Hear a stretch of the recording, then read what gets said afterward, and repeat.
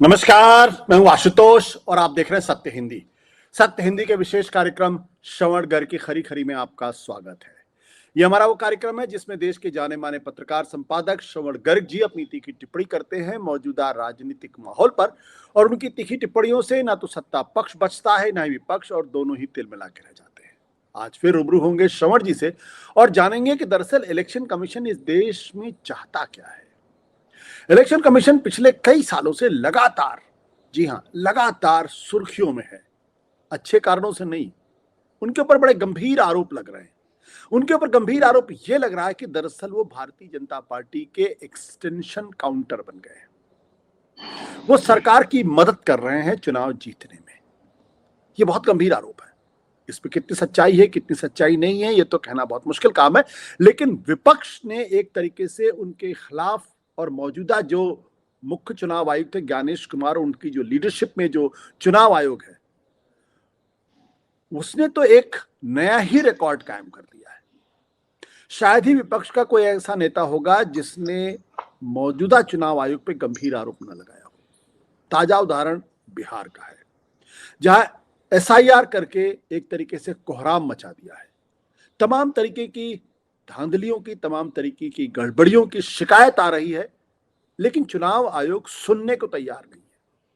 मामला supreme court में चला गया, मामला सुप्रीम कोर्ट में सुनवाई हो रही है। सुप्रीम कोर्ट ने फिलहाल उनको कड़ी ताकीद की है, लेकिन अभी भी एसआईआर के ऊपर किसी तरीके की रोक नहीं लगाई है।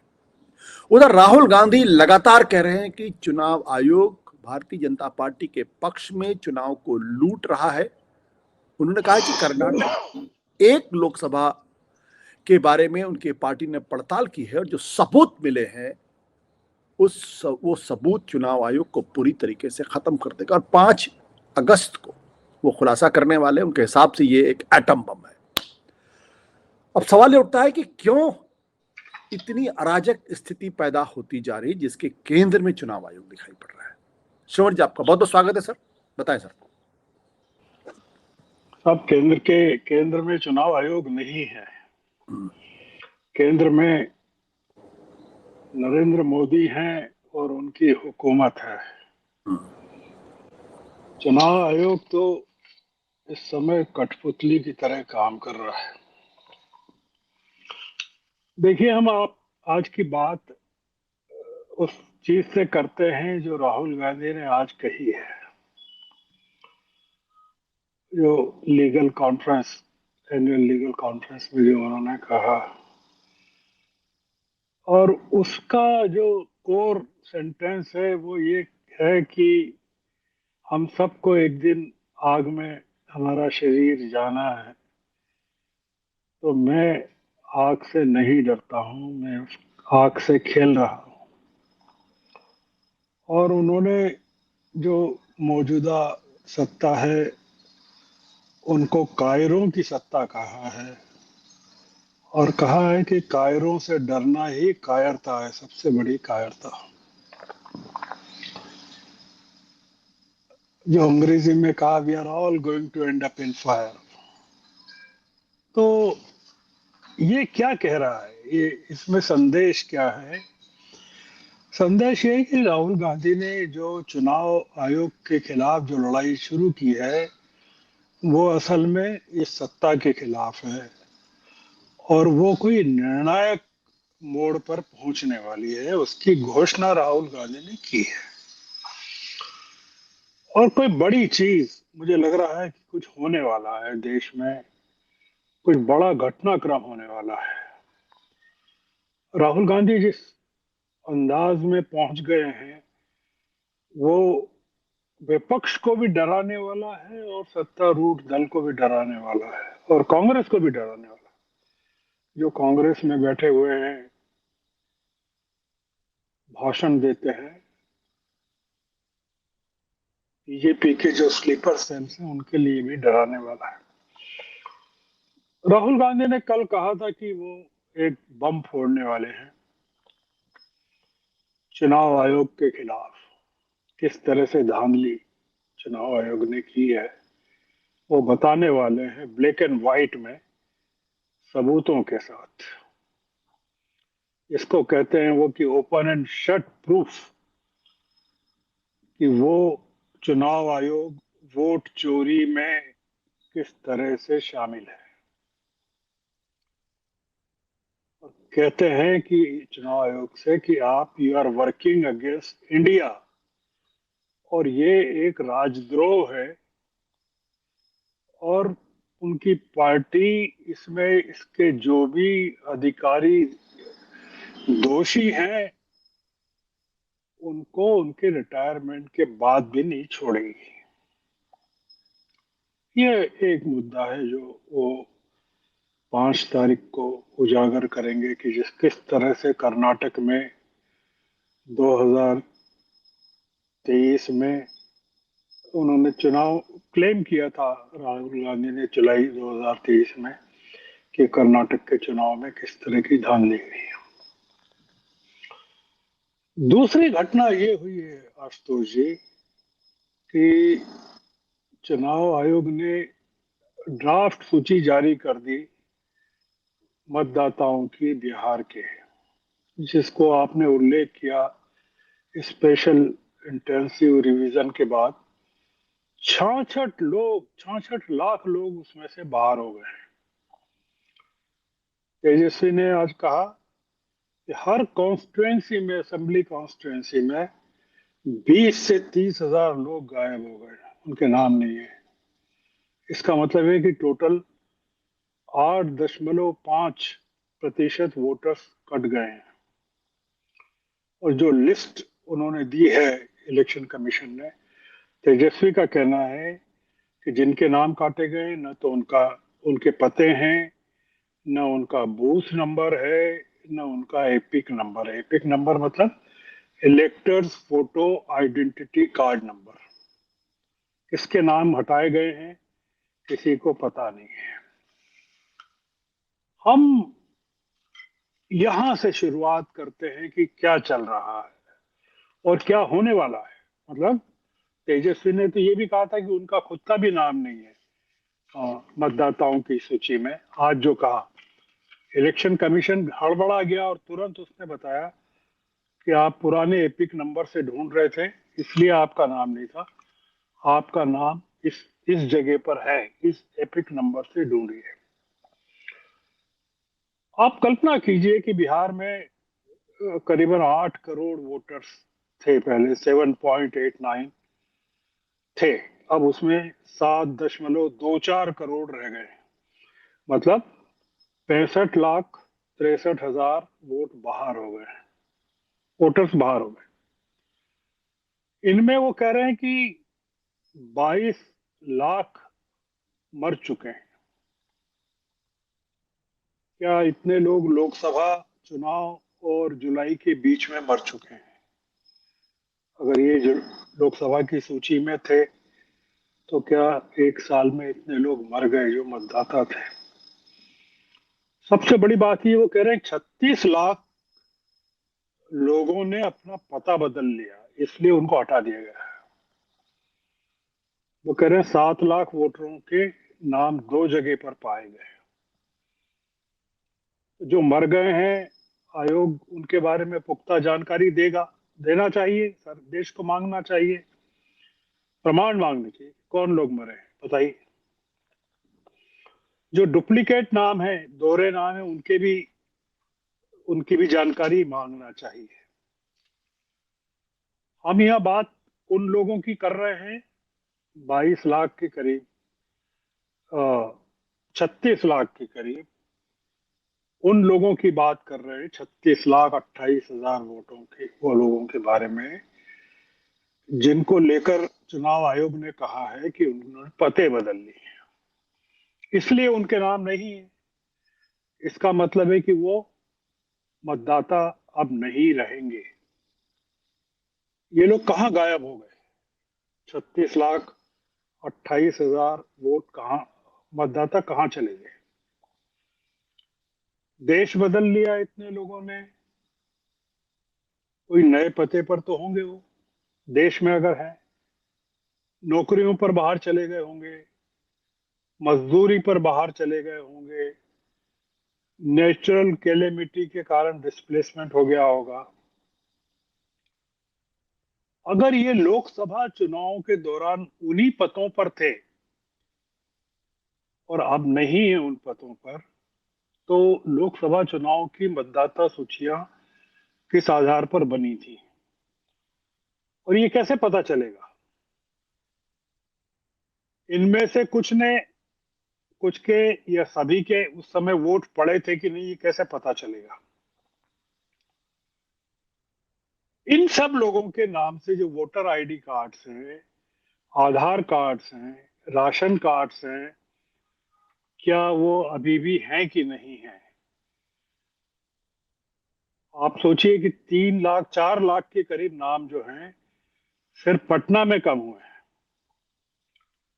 तो चुनाव आयोग की जो निष्पक्षता है, उसके दावों को लेकर अभी तक जो आरोप लग रहे थे वो यही लग रहे थे कि फर्जी नाम जोड़े जाते हैं। जगह जगह की ये कहानी है, महाराष्ट्र दिल्ली हरियाणा सब जगह की ये कहानी है।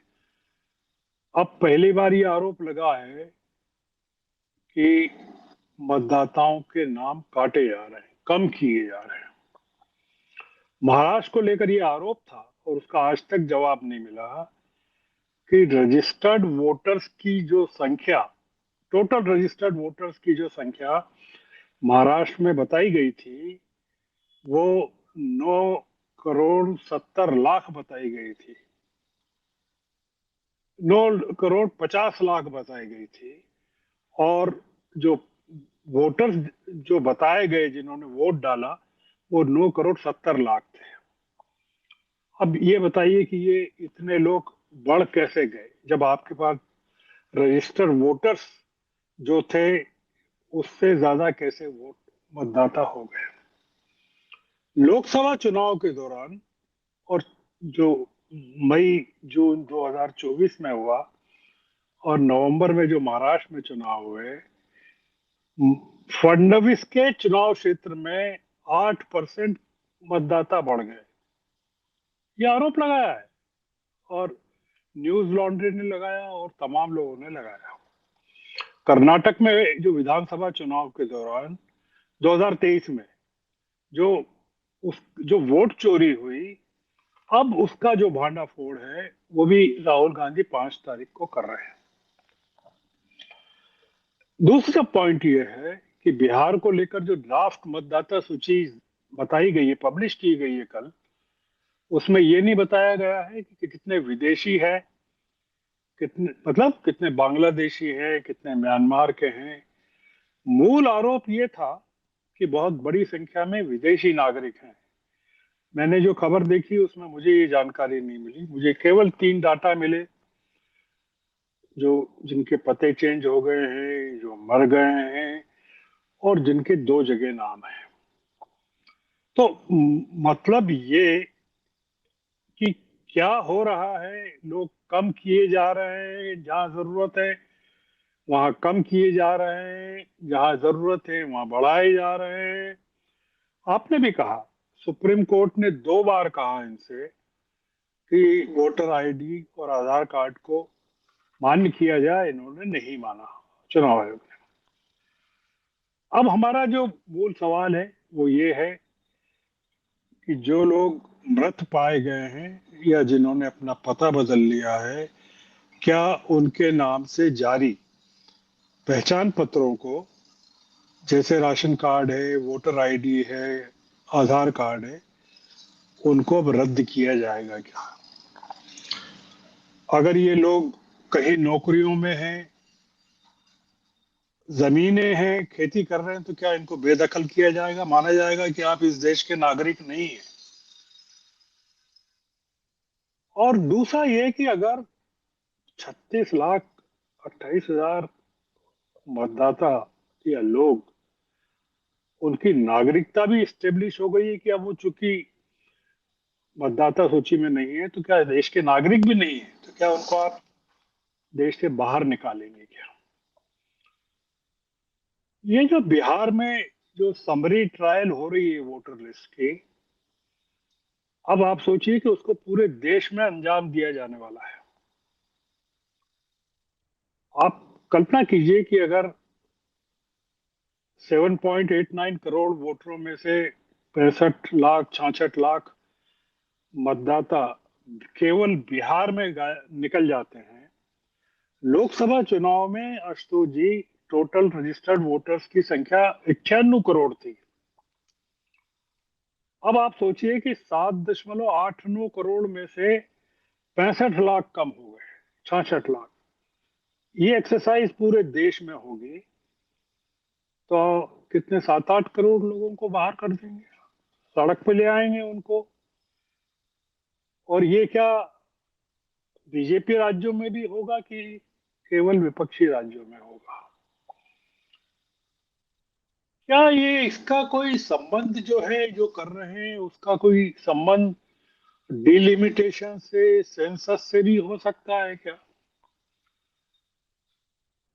हमारा एक सवाल ये कि आप जून में आपने एक्सरसाइज शुरू की, पहले कभी नहीं की गई, तो क्या आपको चुनाव आयोग को क्या ये अनुमान होना चाहिए कि नहीं होना चाहिए कि क्या देश में एक अराजकता का माहौल, असंतोष का माहौल, अगर एक राज्य में, बिहार जैसे राज्य में इतने लाख लोगों को आप बाहर कर देते हैं, तो फिर देश में अगर ये करना चाहते हैं तो क्या देश करने देगा क्या? एक आखिरी पॉइंट ये है कि तेजस्वी ने कहा था कि हम चुनाव के बहिष्कार का भी विचार कर सकते हैं। एक बड़ा सवाल है कि अगर हुकूमत चाहती है कि विपक्ष बहिष्कार कर दे तो, और अगर विपक्ष चाहता है कि बहिष्कार कर दे तो उसके परिणाम क्या होंगे देश के लोकतंत्र पर? आशुतोष जी, मैं अंतिम बात ये कहता हूं कि जो लड़ाई अब राहुल गांधी ने शुरू की है और जो दिख रही है, जिसको राहुल की चेहरे पर आज जो बताया गया कि वो आग से खेल रहे हैं, परिणाम उनको पता है क्या होगा, सरकार क्या करेगी। उन्होंने कहा कि नेहरू ने अपनी पूरी जवानी जेल में बिताई, उन्होंने कहा कि सरदार पटेल ने जेल में बिताई, गांधी ने बिताई अपनी जवानी जेल में। राहुल कुछ कह रहे हैं इस देश के नागरिकों के साथ को, बहुत बड़ा मैसेजिंग है राहुल का। और ये जो कह रहे हैं या जो आज उन्होंने कहा, कोई बड़ी तैयारी के साथ वो कह रहे हैं। और मुझे लगता है कि ये ऑपरेशन सिंदूर से कोई बड़ा लड़ाई अब सत्तारूढ़ दल को देश के विपक्ष के साथ लड़ना पड़ेगी। ये ऑपरेशन सिंदूर की जीत तो संदेहास्पद है हमारी, जिस तरह से अब व्यक्त हो रहा है। ये हुकूमत विपक्ष के साथ जीत पाएगी कि नहीं, इसमें भी बड़ा संदेह है। हम इसी नोट पर अपनी आज की बातचीत को खत्म करते हैं। जी, thank you sir, thank you.